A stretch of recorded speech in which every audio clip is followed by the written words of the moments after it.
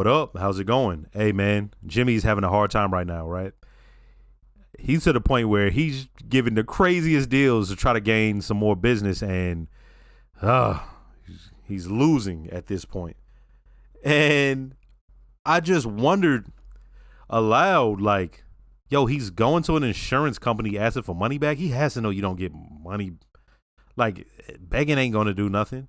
So by the time we got to the end and he did that thing where he sort of threw Chuck under the bus, I just assumed, yeah, man, he planned to do that. Now, he may have come in there and actually was sobbing and crying, and he tried to get his money back, and then it changed into a thing where he was getting Chuck back, but the way I saw it was that way. But yeah, let's go ahead and start this episode, because now we also got to get back into what else Chuck has going on when it comes to Jimmy. Let's go. Let there be light. Oh, we in the past. And then there was light. Hey, how'd you get up there when you were a kid? Couple of milk crates, you know. What the hell is going on here? No. You're looking for that coin to do that. Boom.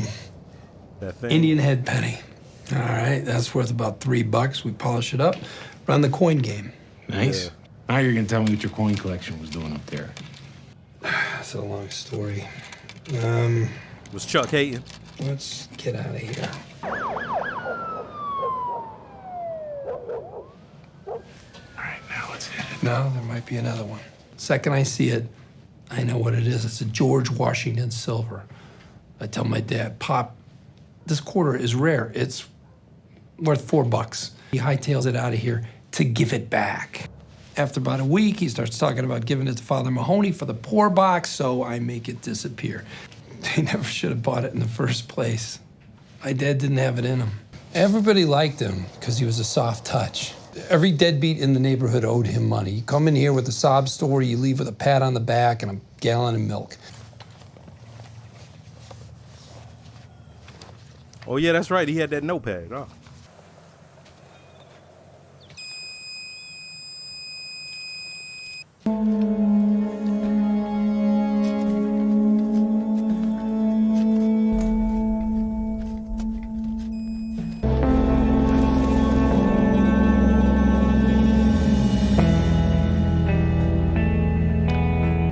Yeah, I was out on your property this afternoon.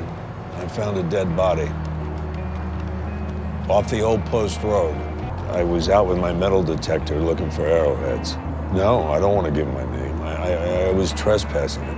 Over here, I've recorded the location of the incident, that is, where I was physically when it began. This column gives approximate origin. How do you see your next steps? Well, clearly, with this kind of improvement, it won't be long before I'm back to work full time with no accommodations. I want this house to be full of music. I want to have a dinner party. I want to be surrounded by friends and colleagues. Those are excellent goals.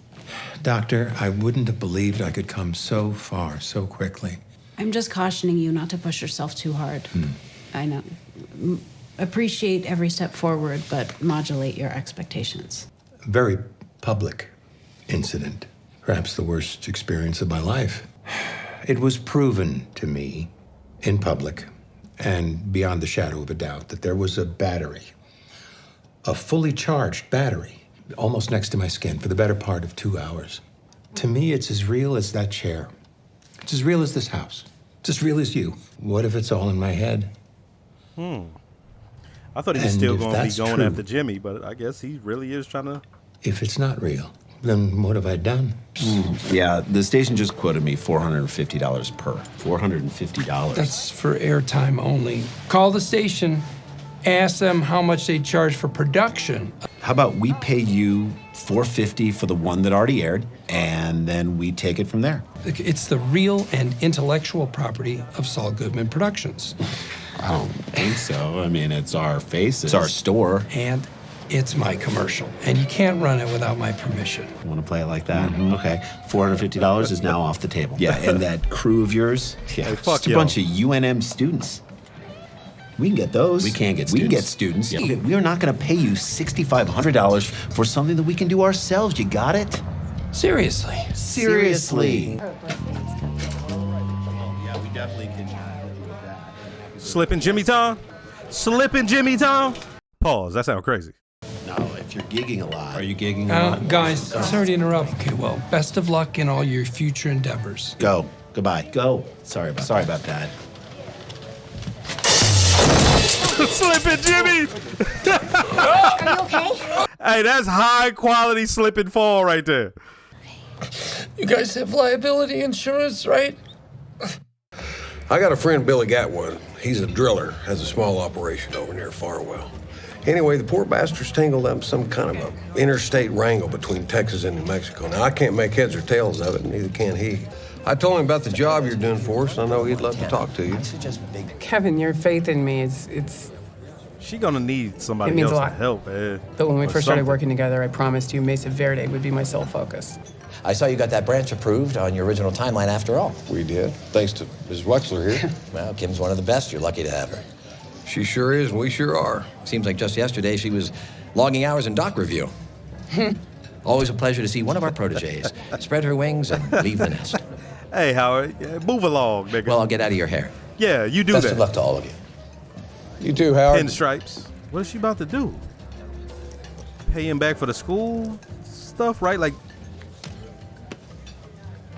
Folks, this is Kim Wexler. Nice to see you too, Henry, Nick. Marie Austin. Good to meet you. Nice to meet you. Good to see all of you. Once I understand what's going on, I'll put him together with a firm that'll take very good care of him. I leave it in your capable hands. What the hell is this? I think it's pretty self-explanatory. I appreciate the gift, but now that I'm able to afford it, I want to pay you back. Well, you appreciate the gift. Yes, I do. You know what I'm doing in there? I'm doing damage control. And I'm doing it 3 meals a day for the past 2 weeks with every one of our clients. I'm busting my ass trying to repair the reputation of the firm after you and Jimmy dragged it through the mud. And by the way, it was all very convenient for you to ignore Chuck's illness when it suited you. So I take you out of the mailroom, put you through law school, mentor you, and then when you leave and stab me in the back, that's my fault. I'm not cashing this. Kim, your debt is forgiven, but anything else, that's on you. All Jimmy and I did was show the situation for what it is. And if you are hiding that from your clients, well, Howard, that's on you.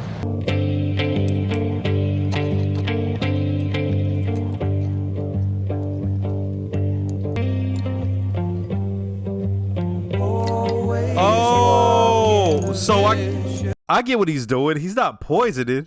He's just giving him stuff that ain't going to help his condition, huh? Okay. It won't show up in his system as, you know, anything really.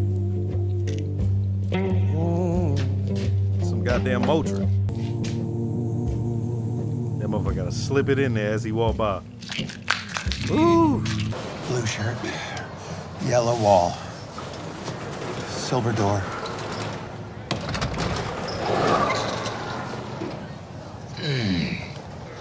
Brown wood, black mat.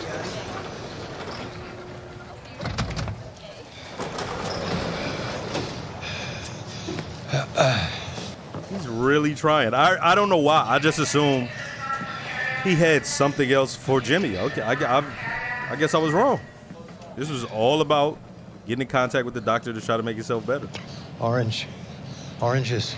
Understand that technique. Keep your mind off of it by taking note of things around you. Where would I find this? Soy milk? Over there and to the left, just past the freezer aisle. Just raw, just raw lights. Halogens. Oh no. White ceiling. Push it too hard, man. Pause. I sold the rest of my ads. That must be a relief. Uh-huh. They love the response they got. They're so impressed they threw in this baby. Signed by the one and only Richie Blackmore. That's my half. It's good for the next 6 weeks. So at least we can stop talking about that. Jimmy, I wasn't... Just take it so we're square, all right? I could cover our expenses for a while. Kim, you got the cash in your hand. Yeah, I know. So what are we talking about? All I'm saying is I looked at the numbers and I can carry us. Not forever, but at least until you're back to 100%. I'll do what I have to do to take care of my half. You do what you have to do to take care of yours. End of story. cancel it and get Billy Gatwood on the phone for me. Will do. Thanks. So she really gonna work herself? Listen, I've been reviewing your documents, and I thought I might have had to refer you to a colleague, but I think I may have a solution to your problem myself. To what do I owe the pleasure? Well, I wish it was just a social call, but unfortunately, we do have an issue we need to discuss. It concerns your malpractice insurance. Well, we should sit and talk it through.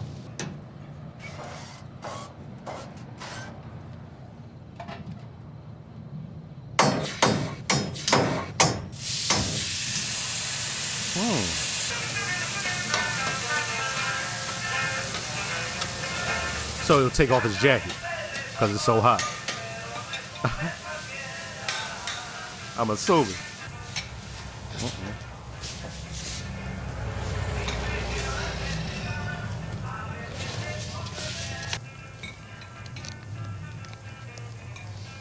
What?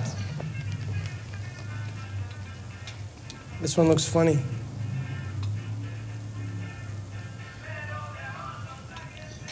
Bring it here. You see, is it fake? Got it. All right. No, it's Other fine. side. God damn it. I'm so sorry, Don Hector.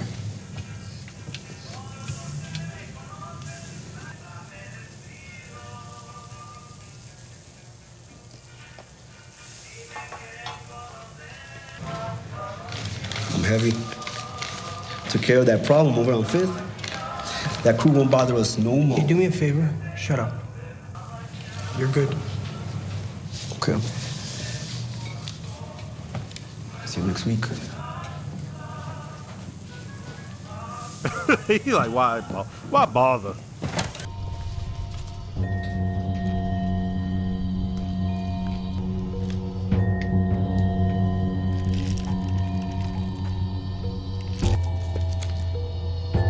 Oh, god damn.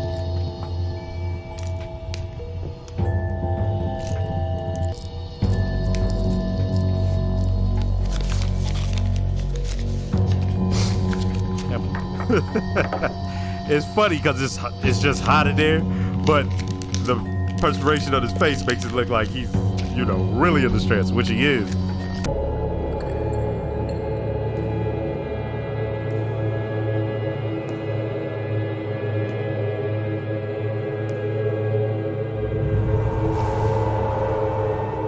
It's my kid. My mom just called. You're not supposed to be on the phone. I know, but she's sick. She caught pneumonia at daycare. She's in the hospital. Please, can I go? Sure, you can go, but you're not getting credit. To ditch this, how much? Leave me alone, yo. Come on, you want to get you a deal or what? You're trying to sell something you shouldn't have to someone who shouldn't be buying it. Let me worry about the how, okay? You just $700 and you're gone. I don't have $700. Hey, you got a couple grand in your sock. The hell's this? Resting. Hurt my back. You're not getting your hours. I'm pretty sure you're gonna give me my hours. Oh, yeah? Because if you don't, I'm gonna sue you. Signed a waiver with the city. But I'm not suing the city. I'm suing you, personally. I think I'll bring that guy in with me and make it a class action thing. You knowingly prevented him from visiting his child in the hospital. If that isn't intentional infliction of emotional distress, what is? You're full of shit. The waiver clearly That states... waiver's gonna make Swiss cheese look solid. And in a personal lawsuit, it's a fart in the wind. Got him. You're never gonna win that. Maybe. Maybe not. Yeah. In order to find out, we gotta do some math. Let's see. A lawyer's gonna cost you about $90 an hour. You're looking at 8 to 12 months of litigation minimum. Out here, you might be king douche nozzle, but in court, you are little people. Let my friend here visit his sick daughter in the hospital, and you can let me rest my back on the sacred, now litter-free New Mexico soil. Oh, and we keep our hours. Fine. Got this man shook. Asshole. Well, go on. Get out of here. Get out of here. That's $700 I done never spent. I've got a problem I think you can help me with. I've got cash I can't spend. About $200,000. If anything happens to me, my family will never see it. Now, it seems to me you opened this place to solve a similar problem. And you think that solution could be applied to you? As a one-time arrangement. It would be unwise for us to be publicly associated. Wouldn't you agree? Because of the Salamancas. If they were to take notice, there would be consequences for both of us. I'm thinking a paper transaction. Even so, perhaps there is a way. One with a degree more difficulty, but one I may be able to arrange. What's this? I know he Would ends up with the 20% accounts later. overcome this difficulty? I would not take money from your family. But you gonna owe him.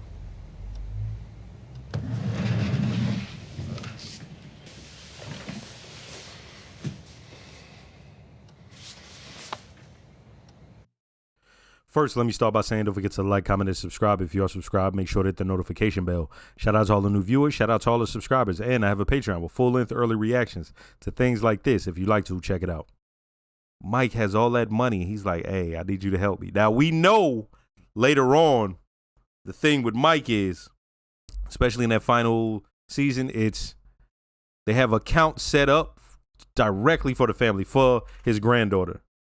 So is this the beginning of all of that? Because we saw the handshake, and the way Gus played it was, you know, I have something that'll be a little difficult though. He said, well, 20%, make it less difficult. He goes, I won't charge you. Now, normally that means, oh, no, I'm not going to charge you. What that bit was, I'm going to need work from you. Both of them can speak in ways. This was my thing with a lot of certain characters is what's understood don't got to be said. And you get that with Gus and Mike. So they were just talking and the deal was done. They shook hands and we see that. They did a close-up. So it was crazy that that's how it really begun, right? Like, yeah, it was stuff leading up to that, but right there is where it happened, all right? Now we're going to talk about two separate things, Chuck and Jimmy, okay? First of all, I'm going to start with Chuck. I just assumed even when Chuck was walking out in town and he called his doctor, Dr. Cruz, I believe her name was, he calls her, I'm thinking, oh, this still has something to do with Jimmy. The earnestness, like, he just seemed like it was something he really needed to do. At that moment, I just assumed, okay, he's back on the attack on Jimmy, especially since he just had that talk with Howard. So I'm thinking that that's what it is. No. He really was trying to fix this. And instead of the battery thing that took place in court just breaking him, it seems to have been a thing of, oh, it made him understand, I guess it is something that is a condition. But because of that, the best part of that is it's like, oh, so I can work on it.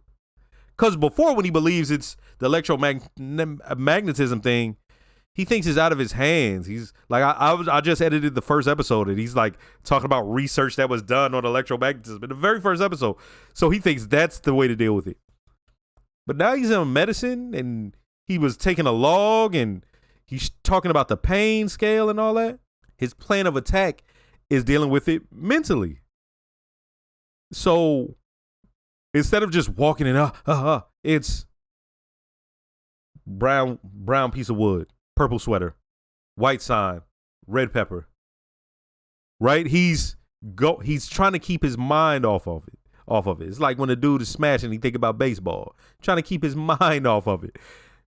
And what was dope was he's working on it. Things are hard, difficult. He asked about the soy milk. Okay. And the way they played it is as he's turning the corner, you're realizing, because we're used to this now. We've gone on this trip with Chuck. He's turning that corner. You're like, oh no. Because it's just raw beams coming from the freezers and then from up top. And you're like, oh, how's he going to deal with this? And then he arrives at his house. He's sitting there with a paper bag, walking. And Howard is actually like, what? But the thing is, Howard wasn't as surprised as you think he would be. Why? Because he had other business to deal with, the malpractice insurance. Okay? Jimmy did what he did, and we're going to see how this goes from then on. Now to Jimmy. As I said, times were hard for him. They were tough. And he really was trying to turn over a new leaf. He was utilizing something that he had picked up. And he really was going to work. He was going to go down with it. And I'm not saying that in a way to make it sound like him working honestly is something bad. What I'm saying is the business may not have worked out, and he was willing to be like, if it didn't work out, okay, that's one thing. But those two dudes trying to play him, that's what started it back up for him. He like, no, you're not going to get one over on me. It's one thing if I fail. But for y'all to try to steal from him, the nerve of them to be like, it's one thing if they go, hey, man, that's a little too expensive. I'll talk to him and be honorable and be like, try to negotiate the price. The motherfuckers was like, it's only $450 and blah, blah, blah. And why don't we just go and make it ourselves? And he lost at that moment because they were right. Okay, he owns it. They're like, well, we'll just make the same commercial. And now we got that slot for only $450. And you saw that slipping Jimmy was about to arrive. He told her, man, hey, record. Don't take the camera off of me. He goes up, talks to him. They still try to play him, and then he slips and falls. Boom. Next thing, we see this man on the floor playing a guitar with the amp,